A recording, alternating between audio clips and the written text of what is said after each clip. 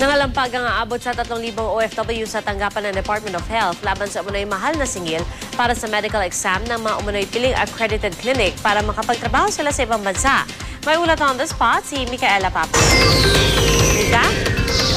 Pia, tinatayang aabot sa mahigit 3,000 OFW ang nagmarcha sa Maynila ngayong umaga upang tutulan ng anilay tiwaling referral decking system o ang mahal na sistema para sa kinakailangan nilang medical exams. Mula Loto, nagmarcha ang libo-libong OFW patungo sa tanggapan ng Department of Health. Pakay nila, ipahayag ang galit sa anilay ganid na referral decking system ng medical exam ng isang tanggapan ng Department of Health na Gulf Cooperating Countries Accredited Medical Clinics Association o GAMCA.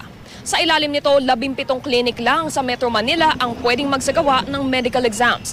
Kailangan daw ito upang makapagtrabaho sa Saudi Arabia, United Arab Emirates, Kuwait, Bahrain, Oman at Qatar. Ang problema, nakapagdidikta raw umano ng presyo ang mga klinik.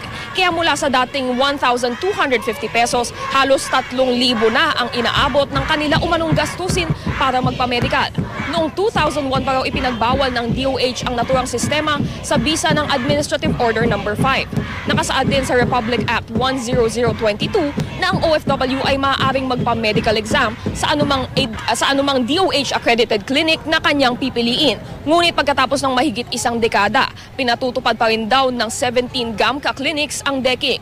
Nagkaroon ng pagkakataon ang mga nagproprotesta na makausap ang ilang opisyal ng DOH upang maipabatid ang kanilang hinaing.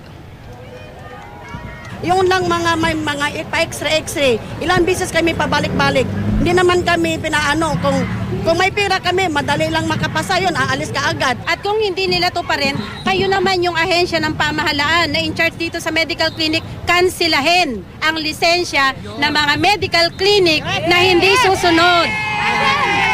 Pia, sa naging pagpupulong ng OFW recruiters sa opisyal ng DOH, nagsabi ang ahensya na dapat magsumite ng affidavit ang mga OFW at pag naisumite na nga ang mga affidavit na ito na nagpapatunay na may tiwaling nangyayari sa mga GAMCA clinics ay saka sila magbubukas ng formal na investigasyon. Yan ang latest mula sa Manila. Balik sa iyo, Pia. Maraming salamat, Micaela Papa.